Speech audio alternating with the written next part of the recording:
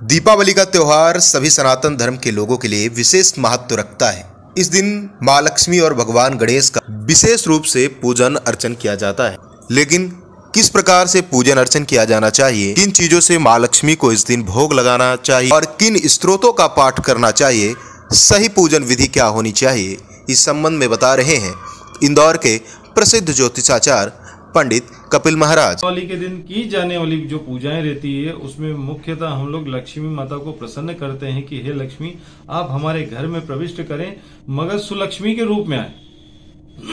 कुलक्ष्मी जो रहती है हमेशा घर के बाहर रहें और सुलक्ष्मी के रूप में आए, ताकि हम लोग हमारे घर में उन्नति प्रदान कर सकें। इसलिए आप देखना दीपावली के दिनों में हर कोई अपने घर में साफ सफाई और आदि रंग रोगन का कार्य करता है कि जितनी भी नेगेटिविटी है हमारे घर से निकल जाए और हमारे घर में सुलक्ष्मी की प्राप्ति हो। और सुलक्ष्मी आए भी कैसे, तो गजेंद्र के साथ में आए, गज पे आरूढ़ होकर आए। तो जब गणेश जी के साथ में वो लक्ष्मी आती है तो हमेशा व्यक्ति के जीवन में उन्नति प्रदान करती है और व्यक्ति को हमेशा जीवन में उन्नति प्रदान करवाती है।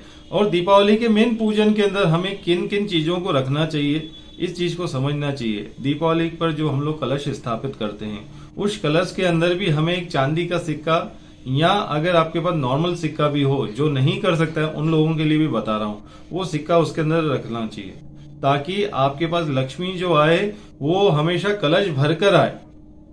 हमेशा उसके अंदर से कलश के अंदर सिक्का रखना चाहिए, एक सुपारी रखनी चाहिए, ताकि उसके अंदर गणेश जी का भी वास हो।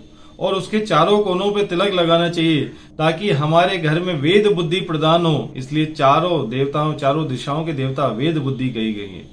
ऋग्वेद, यजुर्वेद, सामवेद और अथर्ववेद, ये चार कहे गए हैं। दूसरा, लक्ष्मी जी को जब भी हम लोग भोग लगाएंगे तो उसमें मुख्यतः कुछ चीजों का ध्यान रखिएगा। भोग के समय लक्ष्मी जी को खीर अति प्रिय है, तो आप केसर युक्त खीर बना सकते हो लक्ष्मी जी के लिए।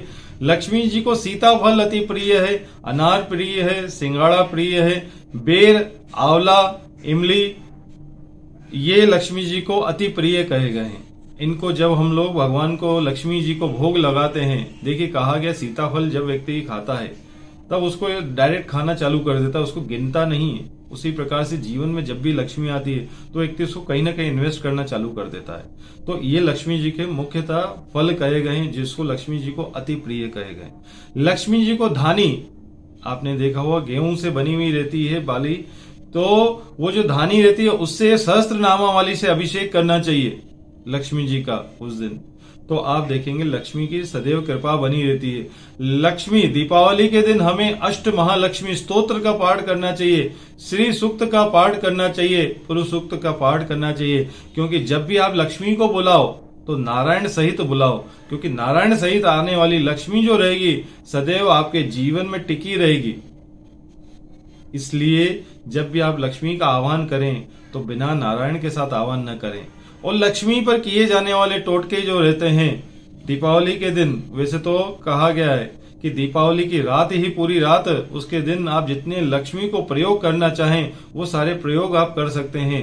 दीपावली के दिन जो मेरु यंत्र कहा जाता है, जिसको श्री यंत्र कहा जाता है, उसको आप हल्दी से श्री सूक्त का पाठ करते हुए हल्दी से अभिषेक करिए, तो आप देखेंगे उससे भी लक्ष्मी की प्राप्ति के योग बनते हैं। दीपावली की रात को व्यक्ति को कम से कम ब्रह्म मुहूर्त तक सोना नहीं चाहिए, क्योंकि लक्ष्मी जो रहती है उनका जो संध्या काल के समय से ही वो अपने द्वार से प्रस्थान जब करती है तब हर किसी के द्वार पे जाती है। तो क्या पता किस रूप में लक्ष्मी आपके द्वार पे भी आ जाए। इसलिए उस दिन जागरण या माता लक्ष्मी के नाम का उच्चारण करते हुए समय व्यतीत करना चाहिए। इस प्रकार से दीपावली के दिन को बड़ा ही विशेष तौर पे मनाया जाता है। और पूर्व काल में आपने ये भी देखा होगा, बहुत से ऐसे व्यापारी वर्ग रहते थे जो सुबह ब्रह्म मुहूर्त से पूजन कार्य आरंभ कर दिया करते थे, क्योंकि ब्रह्म मुहूर्त से लेकर रात के अंत तक लक्ष्मी का वास रहता था। केवल कुछ घड़ी के लिए नहीं, जो आज की तारीख में हम लोग देख रहे हैं कि व्यक्ति केवल कुछ घड़ी के लिए मुहूर्त का वो देखकर पूजन करते हैं।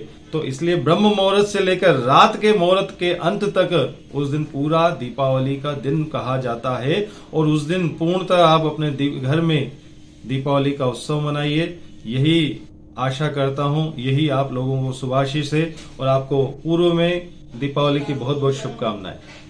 बोलना